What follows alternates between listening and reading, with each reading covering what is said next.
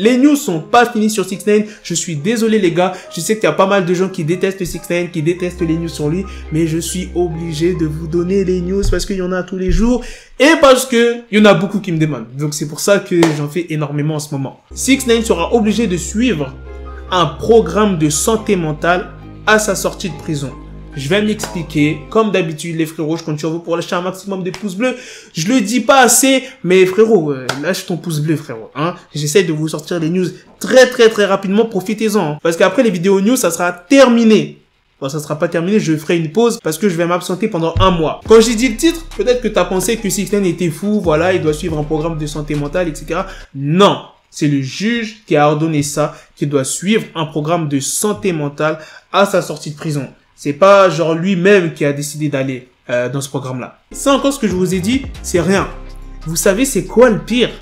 6ix9ine, à sa sortie de prison, il sera encore obligé de coopérer avec le bureau du procureur. Ça veut dire s'il y a des enquêtes en cours et qu'il peut être utile, il sera obligé de coopérer. Il sera obligé de snitch. Il a déjà snitch tout le monde. Ça veut dire que même si 6ix9ine se remet dans le rap, d'un côté, il sera encore obligé de snitch. Non, là, c'est chose qu'on apprend.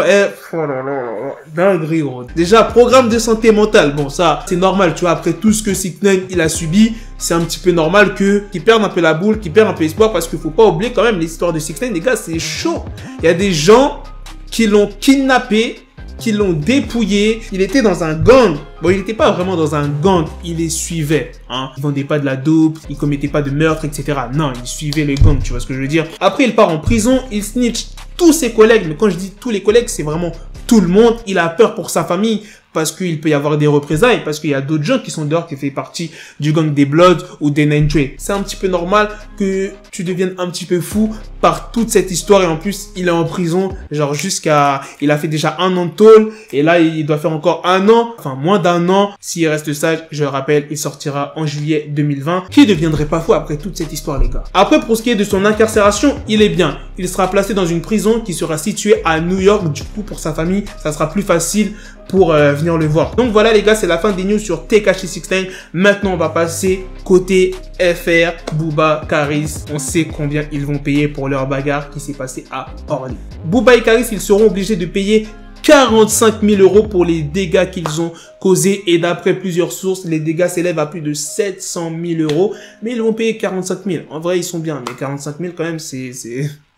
Pour nous, les gars, c'est une sacrée somme. Je le rappelle, Booba et Karis, ils ont 18 mois de sursis et une amende de 50 000 €. Déjà, ils vont devoir payer 30 000 € à la société propriétaire des boutiques de Duty Free qui était à l'aéroport. Ensuite, ils vont payer 10 000 € de préjudice d'image pour les aéroports de Paris et 5 500 € de préjudice matériel, ce qui fait un total de 45 500 €. On est bien d'accord? Ça fait une sacrée somme. Même si les deux rappeurs, ils ont largement l'argent nécessaire pour payer, c'est quand même une sacrée somme. Quand tu peux voir que Karis a acheté une nouvelle voiture qui coûte cher, une chaîne en diamant qui coûte cher, un bracelet qui coûte cher, c'est dommage. Si l'octogone avait eu lieu, ils auraient été plus que bien. Hein. Genre, ça veut dire...